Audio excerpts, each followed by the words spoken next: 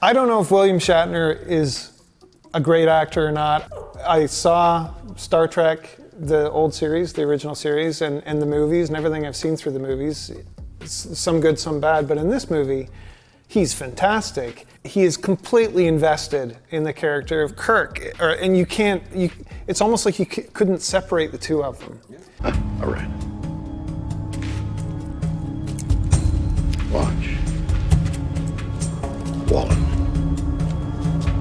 Gun. Knee. Right foot. Left foot.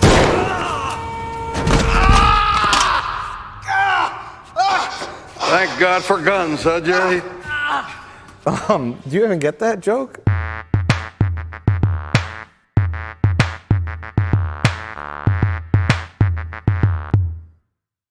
Well, there's many things to talk about in Star Trek: The Next Generation. But today, we're here to talk about Star Trek: The Motion Picture from 1979. Per your request, Jim. Thank you. Yeah. And I see you more as a Star Wars guy. True. Yeah. Less of a Star Trek guy. What made you want to discuss Star Trek: The Motion Picture? I mean, yeah, I've always liked Star Wars and the original trilogy, and just the current climate with all these crazy space wars.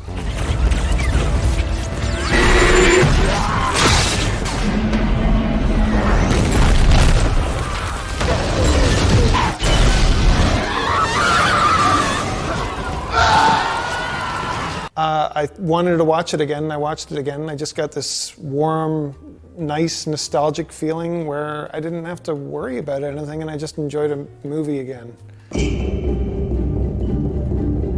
I like the movie. I don't know how you feel about it. I rewatched it again, and I loved it even more. Right. After rewatching it yet again.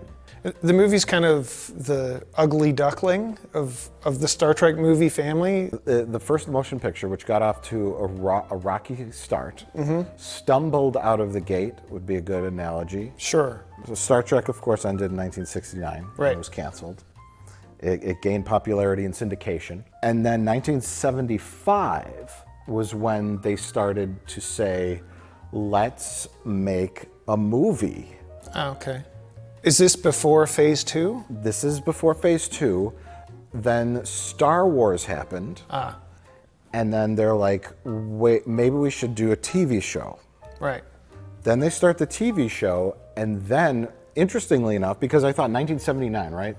The Star Trek: The Motion Picture is so dull and slow, and it feels almost like 2001: A Space Odyssey. Like, I'm like, how is this made after Star Wars? Sure. How is a movie made in 1979 not about space battles? You know what I mean? Yeah. And it's like, their basis for going back to the movie was the success of Close Encounters of the Third Kind. Okay. Was like, oh, a boring movie can be successful in the theaters. Sure. So they took all their work on Phase 2, which included Ilea, Decker, all those characters, and they kind of, and they took the pilot script. So it's like back and forth, and then confusion, and then I guess we're gonna make a movie. Yeah. So let's get the guy who directed West Side Story to do it. Well, I was gonna say, you know, Robert Wise's obvious choice, Andromeda Strain, The Day the Earth Stood Still. He's made sci-fi and sci-fi thrillers like The Sound of Music. Sound of Music is a in great West Side sci-fi Story. thriller. Yeah. Oh, let's see if I can make it easier. And Andromeda Strain, he had the credentials of making the most boringest sci-fi movie ever made. Right. So they were like, we gotta get that We gotta guy. get that guy. What do you love about Star Trek: The Motion Picture? I watched it again just last night, and the thing that stood out the most is I used to watch Star Trek when I was a kid. I liked it. I've always liked Star Trek and the Kirk, Bones, Spock. Original series. Yeah, the original series, and the three of them together in their relationship. Ah, yes. I understand. But in this movie, it's really different. And so, you know, and even for the diehard fans back then, they're together, and there's that one scene in the meeting room where Kirk's wearing a space dentist outfit with his gorilla arms. I was going to talk about Kirk's arm hair, but the costumes in well, we can talk about costumes. Is a big topic. You're asking me what I really liked about it. Yeah. It's that their relationship is strained, and it's so good because it's an arc. It's the start of an arc. that leads to the end of the movie where everything feels like Star Trek again, and their relationship feels the same again, but it's strained because Spock has been away for so long. They don't know, how to make heads or tails out of him. They don't know what's going on with him.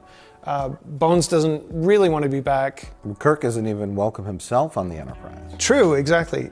But he's also, again, he's playing mediator, and he's like, this is us. And it works so well. Well, that's the theme of the film is searching, Sure. searching for where you belong. Right. And that's because every character's that way. I mean, except for Bones to a certain extent, but really it's Kirk and Decker and Spock. Spock, definitely, and V'ger. Not so much Chekhov. Not so much Chekhov, but... And V'ger, absolutely. And Yeah. V'ger and Spock are they're analogous. Yes. They're the driving force really behind the story. And well, actually, it's the love story between Decker and Ilia that's really the heart of the story. Which, there's been romance in Star Trek in the past, but this is a bit different. It's different because it doesn't involve a main character. Right. It's sort of like the backbone of the story. I'm sorry. That you left Delta for? Or that you didn't even say goodbye? The film oozes sexuality. Sure. To a lot of outsiders, it's the dullest film and the slowest and the most clinical looking film because the scenery, I love the 70s era costumes. They existed for one film. Okay. They're very 1970s, especially when Bones shows up and he has his medallion Saturday Night and Fever outfit. Yeah, He's his a gold medallion. white lounge suit and his fake beard. Chest hair's coming out. He's got gold chains on. I'm on 70s retirement vacation, whatever it is he's They doing. drafted me. I was at a disco. They beamed me out of the disco up to the ship. He's not happy. But then immediately, starting from Star Trek 2 on, they're wearing the big stuffy British imperialist uniforms. Yeah, all right, and you don't like that? No. Okay. I'm going to go find a pot of black coffee. Okay, when Kirk first comes aboard the Enterprise, or when he first comes to San Francisco, I guess, he's wearing what looks Which like dramatically different Yeah. than it does in Star Trek Into Darkness. It's true. But he's wearing what looks like a cruise ship's captain's outfit. But that's relatable, and that's good. That's good costume design. Yeah. Referencing Star Wars, very simple, very basic, but there's a practicality about it. So engineering in Star Trek, there seems to be like a shield or something going on. And I like that. That's all very practical. And Decker's in his space pajamas, and then you have Ilia. Once Ilia becomes robot Ilia, and she's wearing a silk karate suit with no pants. I have recorded enough here. You will now assist me further. My favorite scene in the film, as a preamble here, is the probe scene. Yeah, that's a great scene. When that beam of plasma is kind of going around the bridge, and I don't know how they shot it. And I want to talk about photography. And too. I have an idea how they shot it. Where it's some kind of bizarre fast motion. It's like they shot it in slow motion and sped it up, or vice versa. There's something weird about the motion. So the probe's moving around the bridge. Decker says, "Don't interfere with it." Don't interfere with it. Then 2 seconds later, he interferes with it. Yeah. And then it chooses Ilia for some reason and kind of like vaporizes her. The device she's holding drops to the floor, and it kind of cuts back to real time or reality, and it's a totally different feel. And that sequence, I just love that sequence. I love the sound effects.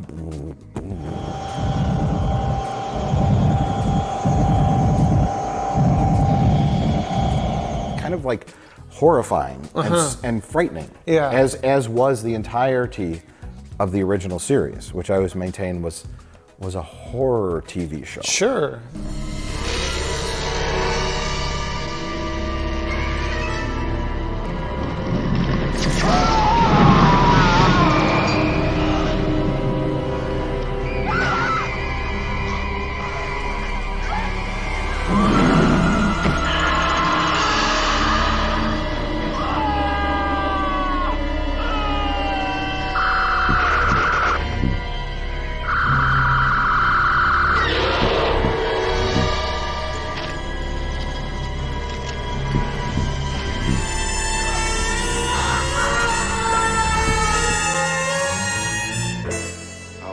unfortunate. There is something disturbing about the way that it's shot, and it's almost like when David Lynch will shoot something horrific, and he loves the sound effects of like cables fusing and electricity and lighting. And I think what's going on in the scene is they have a strobe as well as the practical cylinder tube that they've brought in for the scene. Okay. But there's a strobing effect going on as well, which is messing with the frame rate. And I almost feel like they're chopping out frames. And that's what's so good about the visual effects in this film is it's such a marriage between practical and post-production visual effects and animation. Hello, Ilea. Decker. Decker is in love with her. They had a prior relationship, although it did not... On Delton. Yeah, she's Delton, which is, I guess, a race that just exudes sexuality. And that they're better at it than anyone. Yeah. And Ilea is played by Indian model Persis Kambata. And so the first thing she says when she comes on the Enterprise, just randomly, is... My oath of celibacy is on record, Captain. May I assume my duties? Valiance. Because she can read people's minds. So... Because Chekhov and Sulu, Yeah. they're like, whoa, Yeah. you know, and then she's like, my vow of celibacy is on file. And I'm always feeling like Kirk's just kind of like, he's kind of there already to the point that he wouldn't be broadcasting that to her. And I almost wish he said, why are you so condescending? Essentially, Ilea is killed and replaced with a robot, and it ends up in sickbay. Bones is scanning her, and he's like, it's microprocessors down to the cellular level. She's a mechanism. She's a mechanism. Two unmanned spacecraft, Voyager 1 and 2, lifted off from Cape Canaveral atop Titan Centaur rockets. The United States launched the Voyager probe series, right? Right, 1979. Yeah, which this is a fictional probe called Voyager 6. Right, there's only Voyager 1 and 2 Voyager that were 1 and launched. 2. At some point, Voyager 6 went into a black hole, ended up on What we used to call a black hole. what we used to call a black hole. Voyager 6 disappeared into what they used to call a black hole. And made its way to an alien planet of machines. Right. And they wanted to fulfill Voyager's original programming, which was to talk to the creator, Right. which is humans. To relay back. Yeah, it's kind of similar to the whale plot, where they want to come back and talk to the whales. So it's part a living machine, but one of my favorite things in the movie is the analogy between V'ger and Spock and how that plays out. But it's not information. It's like an emotional connection he has with it, and that's why he has to leave the Kolinar. Yes, and the Kolinar is the final ceremony in becoming not becoming a Vulcan, but the Vulcan rite of passage of I am completely denying all emotion. Right. And then, he's so close. Yes, he's so close to the fact where she's about to put the necklace on him that says, you've passed the Kolinar test. And he says, no, wait. And then There's something I got to do first. Yeah. There's something that needs my help out in space. I need to fix this map painting.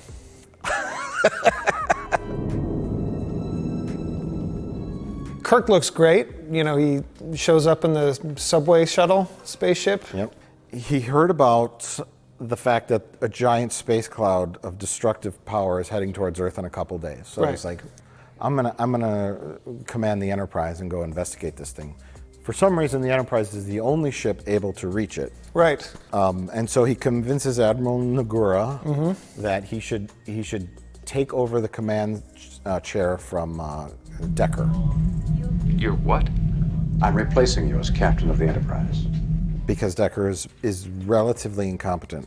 He's very emotionally charged in his decisions. Yes. Except with relation to his knowledge of the Enterprise. Right. Which, he out-knowledges Kirk. That is a dramatic element in the film, Right. is Kirk's unfamiliarity with the new retrofitted Enterprise. And a great arc for Kirk's character. Decker don't what does he say? Don't Stop competing with me, Decker. Stop competing stop with competing Decker. with me. And Bones says, no, Jim, it's you that's competing. Right. Which is great. And Kirk realizes it. And as things go, he starts trying to be a little bit nicer. Like that whole, what's that pointing scene? He's like, Decker. Yes, it is. I stand corrected. Decker's big moment is when the Enterprise warp engine imbalance sends them into a wormhole. It's my least favorite part of the movie.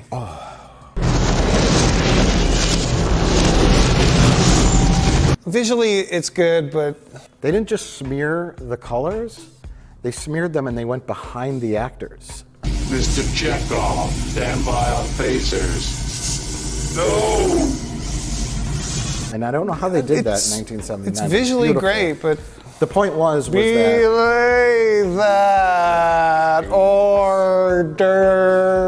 Kirk orders phasers on the asteroid, but Decker knows that the phasers are routed through the engine, which would cause the ship to blow up, so he goes, photon torpedoes. Away! Fire torpedo! Big torpedo! Away! Then and interestingly enough, that's the only time the Enterprise fires a weapon in the whole film.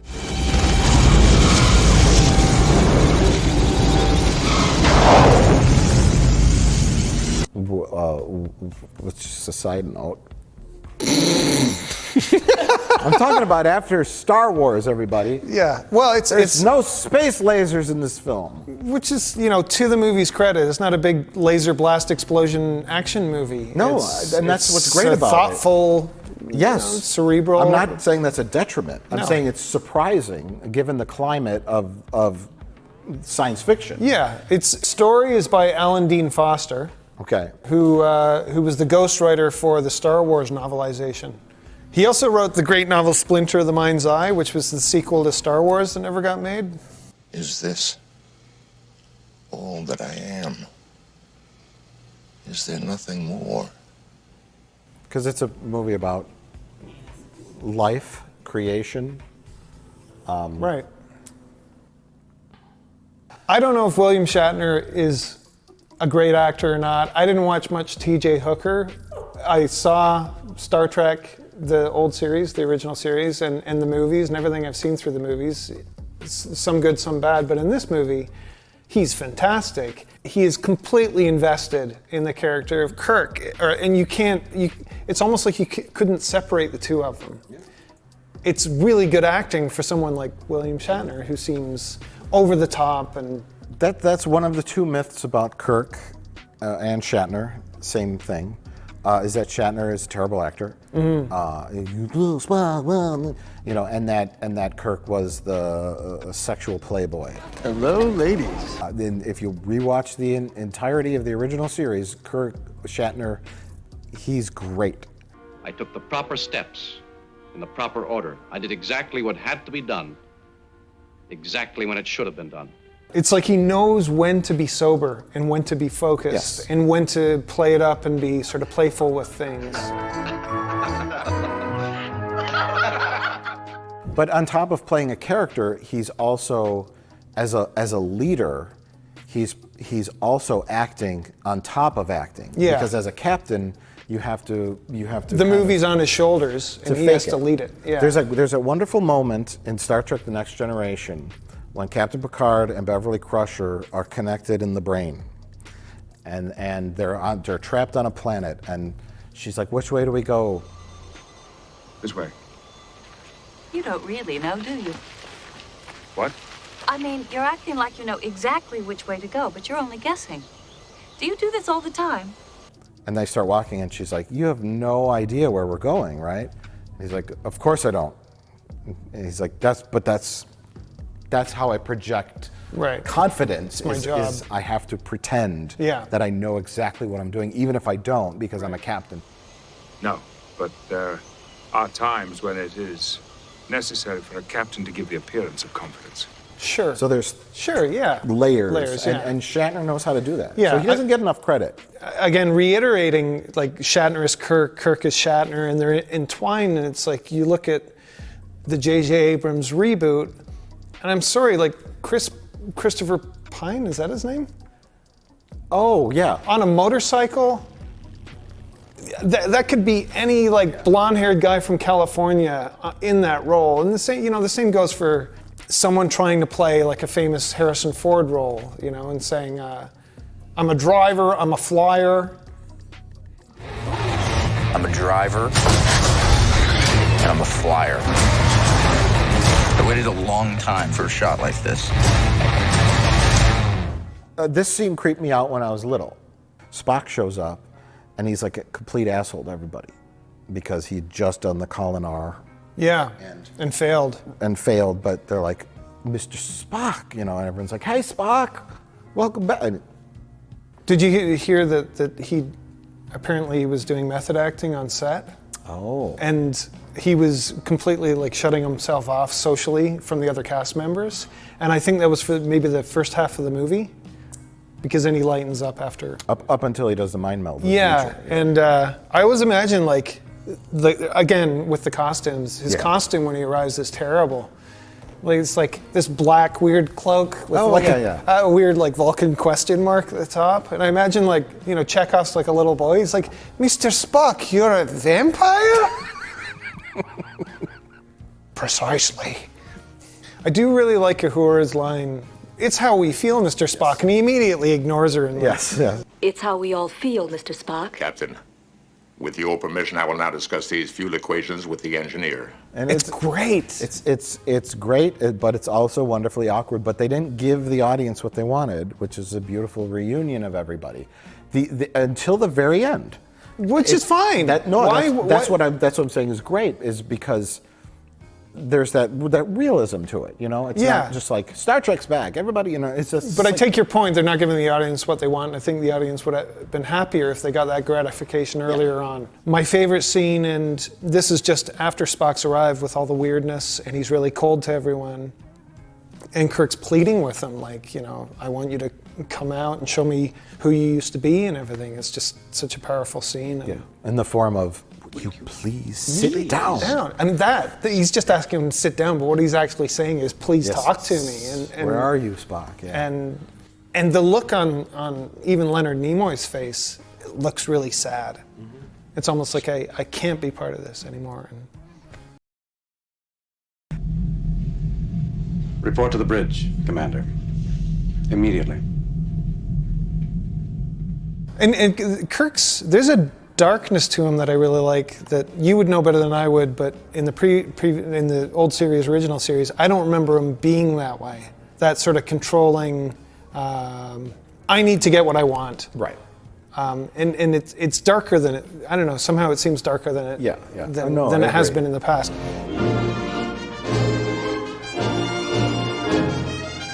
Jerry Goldsmith does the music. I think it's really good. The Ilea theme's great. I mean, this is the first of many firsts for Star Trek and subsequent movies as well as Next Generation. The theme song, main title theme, is used in Next Generation. It's a good theme. It's great. It's powerful.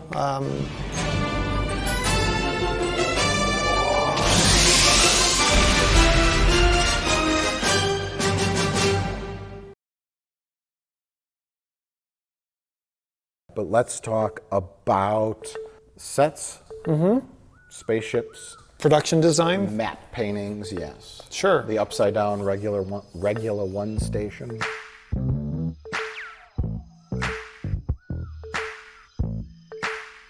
I love the Klingon battle cruisers, the updated versions from TOS. When they get to that close up. Oh, I know. And the torpedoes come out, and there's burn marks. Yeah. On the torpedo. I'm not super into vinyl records, but this is what I imagine someone who's really into vinyl records for. So when we're talking about, you know, the chaos surrounding space films these days.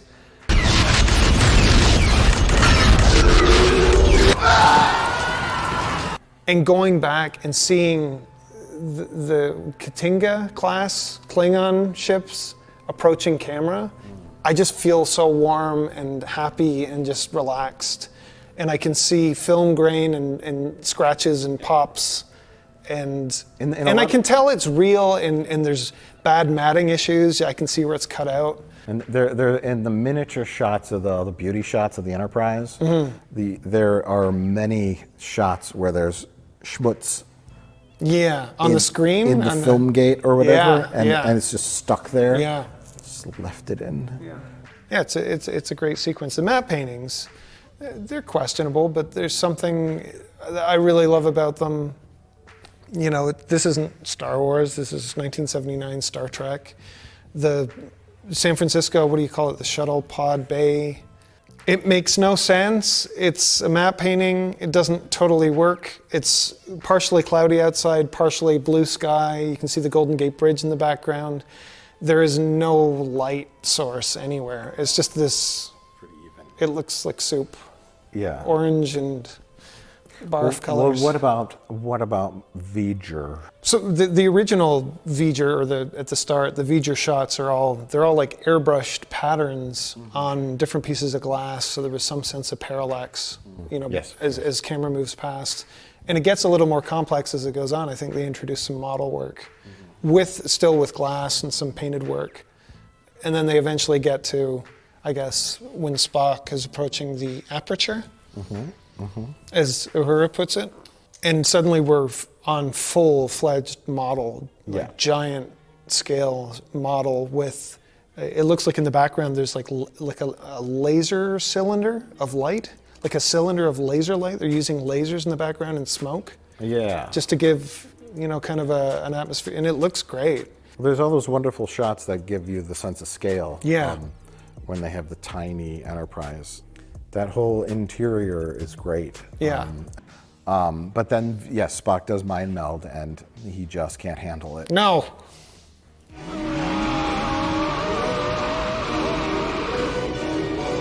And then that's when Spock learns that emotion is an important part of the discovery process of learning about yourself. And sex. And sex and the universe and who you are, where you came from, what your point in the universe is, and the mystery. Right. That's the component that V'ger is missing, is the human element. Sure, Yeah. it has all the knowledge in the universe of facts and robotics and technology, but it's the wonderment. Yeah. And that's what Spock was trying to purge at the beginning. Is this all of the there film. is? Is this all there is? Yeah, there's that, but also a huge part of it is that companionship, and V'ger's alone. Yes. And Spock realizes he has Kirk, he has Bones, and he has the crew. This simple feeling is beyond V'ger's comprehension.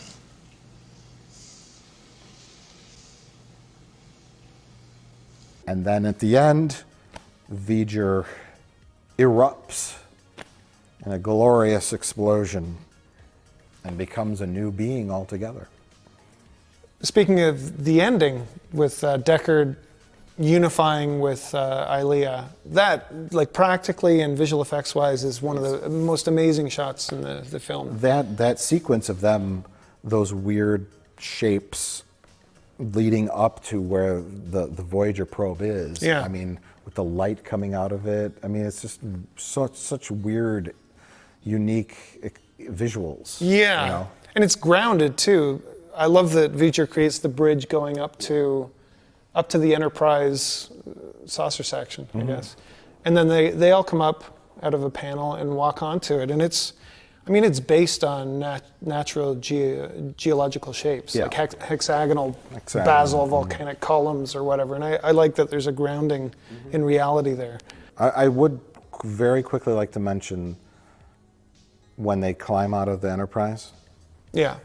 That's a matte painting. Yeah. Of you see the bridge, the slope down, and then there's a side view, which may have been done 5 minutes before the actual screening of the film. That looks like a child painted it, and it was painfully obvious in Blu-ray quality. It looked like a birthday cake. Like if someone had an Enterprise birthday cake, that's what it looked like. And I'm not faulting the film. It has amazing visual effects. Yeah. But that particular shot, whoa.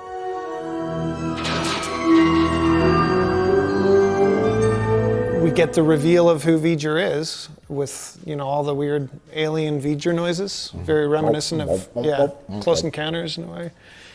And then Kirk is the one to do it, and he scrapes off letter by letter, V-O-A-Y-E-R. And I always felt that could have been handled somehow better, a little more subtly. V-G-E-R.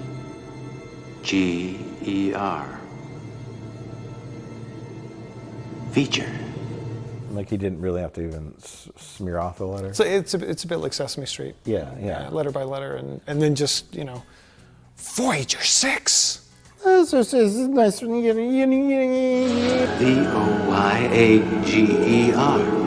Voyager. See, they reveal it to the audience. Right. It's like that moment when Vidra says carbon-based life forms like 100 times Right. when they first meet her. Carbon-based units. Carbon-based units. I don't know if fake Aaliyah needed to say V'ger Feature. like 5 times. What are you, nitpicking the film now? I am. Feature. Feature. Vidra's kind of like Zardoz with the Wizard of Oz. Spoilers! V'ger's on the screen again. V'ger. But I guess she's like a child. Crack unit! Kirk unit. Kirk unit. Kirk unit. We're talking about sets. The giant set. Yeah. The big crew lounge that Yeah. later serves as the staging area in the beginning of the film. I have a theory about that. Please. I feel like that might have been Robert Wise's decision. This is the first time you ever get to see the amount of population of the Enterprise, right? And it's like a big, huge scene with tons of people that are all gathered to discuss the V'ger situation. But you see it in Robert Wise films. You see it in the ballroom scene in Sound of Music. It's a big party, tons of people, giant big room. You see it in West Side Story in the gymnasium scene where the dance-off happens to show the scope of the war between the different cultures. So that's my take on it. That makes sense. Because you're in a kind of a claustrophobic situation in the ship. Tight hallways, little rooms. And wants to open it up and give you scope. That makes sense. That makes sense. I mean, overall, Star Trek: The Motion Picture, it's a unique thing because from 2 on, it kind of found its footing. Right. Because this one, it's for good or bad. For good or bad, yeah. This one, it's like, well, what do we do? Star Wars is popular. Oh my gosh. And that's also that's popular. why this movie needs to be respected so badly, because any movie that comes out now on the coattails of another similar genre film that can do something that different, as much as people compare it to 2001, it's the perfect way to go about a Star Trek movie. Right. Right? Yeah. There's no other way they could do it. Yeah. And it still remained kind of artistic. Artistic, well done, and true to the original TV show. Right. Motion picture, the best of the original Star Trek films, with the exception of possibly 4. By Wrath of Khan, we already know who the characters are. We've known them from the old series, but we know who they are. We know how they're going to interact. In the motion picture, we still don't know. They're still refinding their footing. Yes. And there's an enjoyable arc to sit through to get to the end of that. Right. I remember thinking the sequences when they're going through the cloud are just so boring.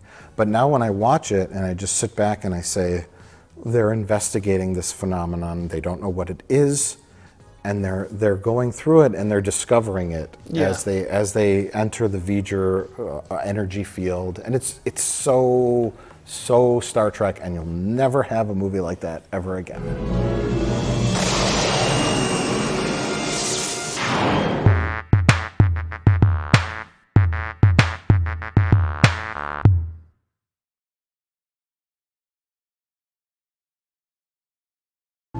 Work for you?